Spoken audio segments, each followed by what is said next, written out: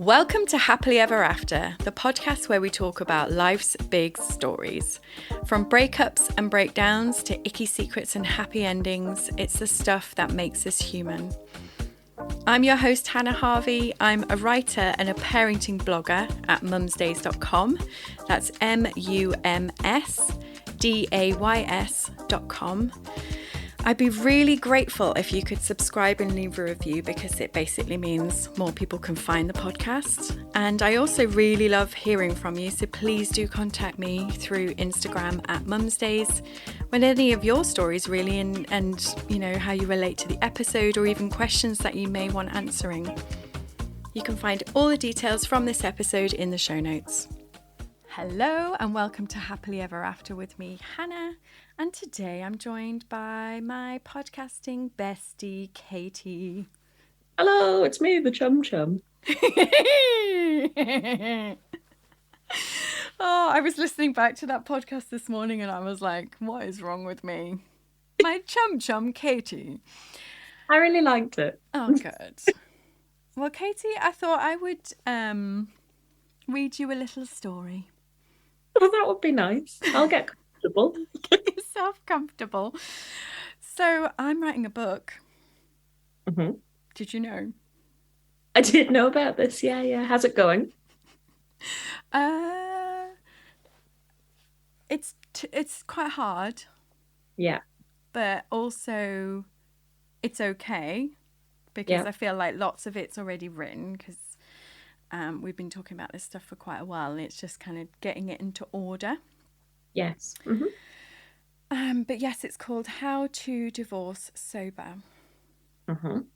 Very good. And I guess probably the hardest bit is trying to work out what to put in and what not. Yeah. Mm-hmm. So I wrote an intro the other day, which I don't know if it'll make it in, but I thought I'd share it with you and see what your thoughts are. Yes, nice. I'd be interested to see what your advice is on this. I wouldn't say it's advice. It's like is strap yourselves in, kids. Is this going to be like your tell-all memoir, or is it more sort of like just lessons from the deep end? I think it's going to be both. Oh, do you not think a tell-all memoir is lessons from the deep end? Yeah, it totally is. Yeah, totally. You can either do this or this, and they're both the same. Yeah, that's the only options, I'm afraid. Tell all or tell all. Yeah. Okay. So this is me sort of like free flowing one morning when I was like, right, I'm going to get stuck in. So I'll read you what I've done. Mm-hmm. It's called Who Even Am I? When I was 26, around the time I met my ex-husband, I was going through a wild phase with a wild friend. We were inseparable and whimsical. The night we almost ended up going to see Elbow by private jet, we'd been hanging out with a film producer. The producer was fun and successful. He was a huge character and I really enjoyed being around him. It was exciting and I could feel the glow from him expanding onto me. We'd been to York to see a band and the drinks were flowing all night and we were very drunk and kind of looking for even more fun. We didn't end up going to see Elbow, but on the train to Newcastle, the producer looked at me really seriously. It was like he was looking into my soul. I leaned in so I could hear his words of wisdom, and he said to me, I can't tell if you're deep and interesting or completely vacant. Wow. Busted. This is a question I've been pondering ever since. If you peel back all the layers, am I actually just a vacant space? And the lovely thing about stopping drinking and getting divorced, assuming that you are co-parenting, is you really get to sit with this feeling. And what fun this is when you strip everything away: marriage, motherhood, friends, work, alcohol, binge eating, whatever it is you're addicted to. And you're sat alone on a Saturday night with all the distractions removed. It can be a very disconcerting feeling. This kind of emptiness. A void once filled with distractions is suddenly an empty cave, so obvious, so echoey, so uncomfortable. It feels like it's glaringly obvious. for the whole world to see. I am vacant. Of course, one of the big ways to fill the void is drinking. My version was to be really loud and so much fun. If I dance about over here and making enough noise, maybe you won't notice that I'm actually just an empty cave. And I did this for so many years, and the fear of quitting drinking kept me there. If I quit, people will realize I'm boring. I'll have no friends because who even am I if I don't drink? My entire personality and friendship circles have been built around drinking and then later partying. And I didn't want to be around people who didn't drink, so therefore no one would want to be around me. By the way, I did lose friends and ultimately my husband when I quit. But I also found a whole new world of deep, beautiful connection, a place where people could have a couple, as in a couple of drinks, and then stop. I'm still not willing to try this out. It's not worth the risk of finding out that I'm all or nothing, which I definitely am. A place where meaningful conversations can take place, and unlike your new best mate who's coked up to the eyeballs in the toilet, you can remember and treasure these conversations. A place where you can truly explore who you really are and what your purpose for being here is. My friend Claire calls this your soul contract. Another void filler is finding a partner. A really good one who's got loads of personality and is loud enough to distract other people's attention. It's kind of sleight of hand, like, look how great and shiny they are, so you can hide the fact that I've got this big empty cave. But when the safety blanket of this relationship is removed, the cave is laid bare for all to see. I'm alone, and I'm no one special someone. There's something really wrong with me. Another tool that I've used is motherhood or parenting. Buy all the right gear, attend the right classes, read the right books, join the right WhatsApp groups, do loads and loads and loads of things. And again, you're putting something in front of the cave and distracting people. Of course, it's obvious the producer was a bona fide dickhead who enjoyed his power over people and pointing out their flaws. But it doesn't negate the fact that when he spoke the truth of how I felt, there was no void-filling activity that could ever truly hide it from anyone else, and most certainly not from yourself. We know it, we feel it, we are it. And while this book is not about the void, it's about sobriety and addictions within a relationship and divorce, it's exactly what this book is about. Does that make sense? Oh, wow. Yeah, that was great. I feel like I probably need to edit that quite a bit. Like reading it back, I was like, oh, I literally wrote that and then probably didn't read it again. But no, it's beautiful. And, it's so funny because when I think about you, the last thing I think of is somebody with a void or with like a cave or with an empty space.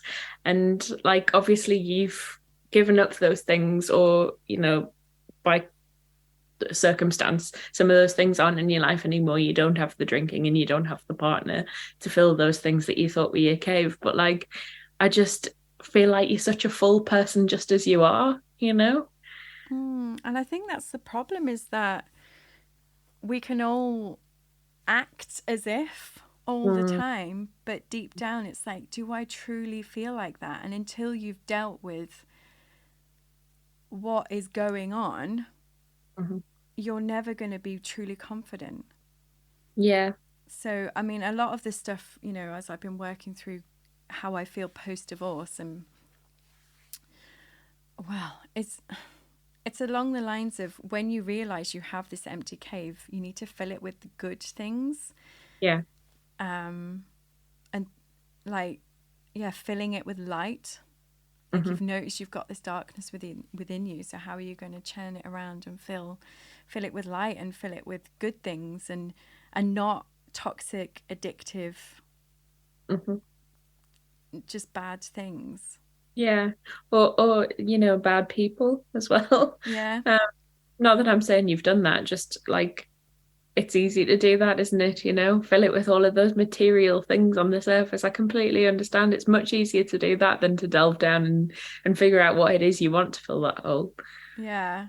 I mean, you don't Mm. want to get stuck there. Like we were talking to Sean a few weeks ago about like shadow work and um, delving into what it is you truly want to be. Like, what's at the bottom of that cave? Like, what's in there that we're trying to hide, and owning some of that stuff, and then being like, oh, actually, I'm not vacant. And how Yeah. fucking dare that guy say that to me? Well, exactly. That's what I mean. Like, you're so far from vacant. But I just Like, felt in that moment, I was like, it triggered me so much because I realized that's what I truly thought. And I surrounded myself with big personalities and drinking heavily as a way to pretend that I'm not vacant. yeah. Yeah. It's funny, isn't it? Yeah, lots of feelings there. And I That was don't think I'm alone. I do think that that's one of the big things that stops people. I mean, I don't want to harp on about drinking. Like, this isn't a book about drinking's really bad for you. Like, that's not it. It's more to do with if you feel like something you're doing is having a massive negative impact on your life, you need to cut it out. Yeah. Yeah. Personally, like maybe other people can moderate, but I can't. Like, if you're an all or nothing person like me, then this kind of thing I think is going to resonate. Yeah. Definitely. Oh, I can't wait for you to write the rest of that.